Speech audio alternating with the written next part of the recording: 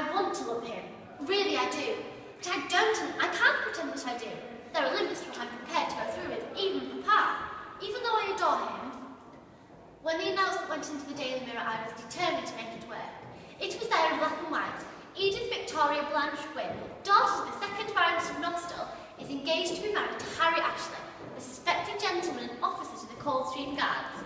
Mummy and Daddy were delighted with the arrangement, and you could almost sense the people of polite society nodding their heads sagely at the match.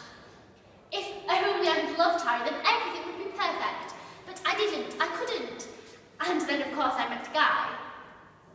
When I told Daddy about my secret engagement to Guy, I was terrified of what he would say. I literally couldn't sleep at all, knowing how much I'd hurt him.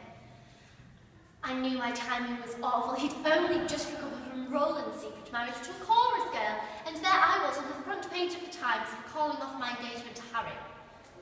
I just kept telling him and Mummy that although it wasn't necessarily the match they had imagined for me, that Guy was a darling and we would be fine financially, as he'd been assured of a job in the city earning £500 after the war.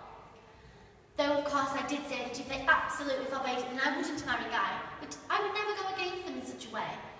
Though when I said that I didn't know what I would do if they put me in that situation. I was so relieved when Pa agreed to our marriage, and the day I became Mrs. Guy Weston-McCott in July 1916 was the happiest of my life.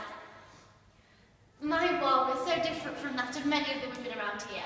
I spent most of my time in London enjoying the hectic social whirl of shows and dinner parties and balls, and shopping with Mummy, of course.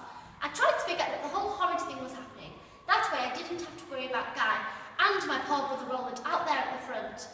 It upset me very much. I decided it was better not to think about it at all.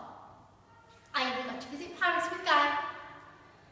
It wasn't all easy for me though. Illness forced me to spend my time in France, but I don't like to talk about that. Another bleak moment was when my friend Harry was injured and I had to go visit him in hospital. The poor dear, he looked so forlorn lying there, and by then of course I knew I could never marry him as I met Guy. Telling him I had to call off our engagement was terribly difficult.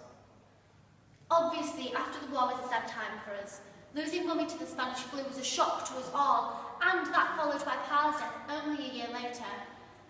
Suddenly, the generation that went before us was gone. The end of an era.